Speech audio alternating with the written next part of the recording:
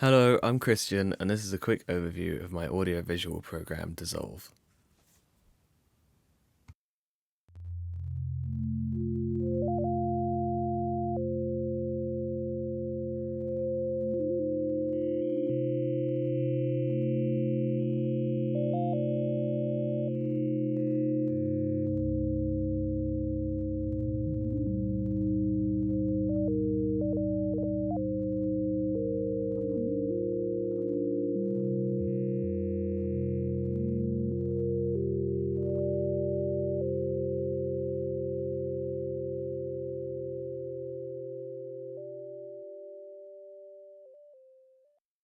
Okay, so this is a quick overview of the video side of things.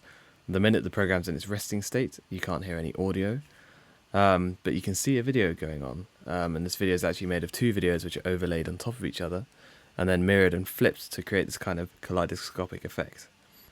The videos are switching randomly to different parts of the videos, and the speed of this switching can be changed with the mouse. If the mouse is over here on the right hand side, it's quite slow.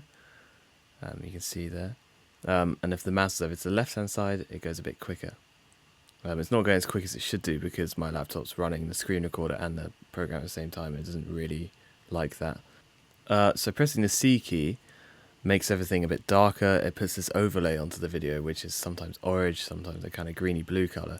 And this overlay is based on the RGB values of an average area of the video. So they have a direct correlation with what the video is actually doing in the background. If I press the C key again, I return back to the first state. Okay, so when I click here, these circles appear which kind of grow and fade just using simple multipliers of the alpha and size.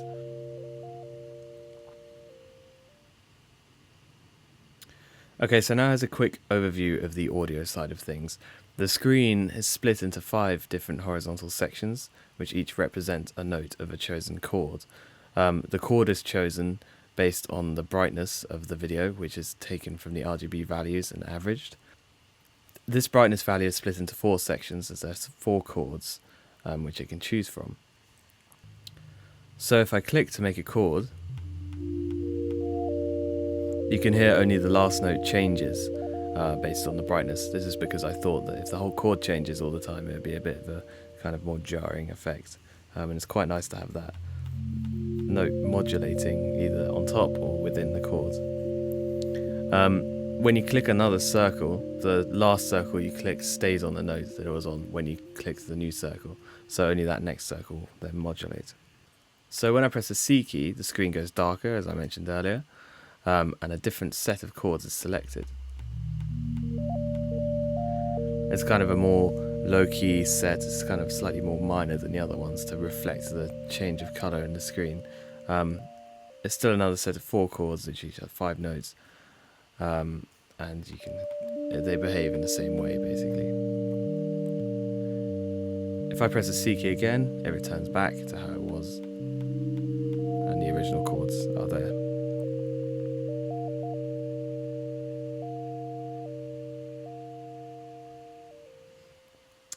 There's also some use of FM modulation, which occurs when the mouse is to the left-hand side of this half of the screen.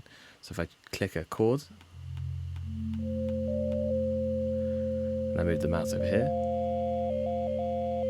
you can hear it modulating. And it modulates the notes by their own frequency, so it's always in tone, and it doesn't modulate them too much, it doesn't create a too sharp sound. I wanted to keep it sounding quite soft, but have some sort of texture. The FM modulation is independent of where you choose to click the notes. So if I click notes over here, move over here, it still modulates, turns off again. Click notes over here, it modulates over here, turns off again as I move over here. There's also 8-note polyphony, so you can click 8 circles at a time and have 8 tones at a time. I thought this was enough, as if you have too many, it becomes quite dissonant and there's always sort of horrible sounds going on. So I thought 8 seemed to be the magic number there. I hope this overview of the program was useful, and I hope you have as much fun playing with it as I did making it.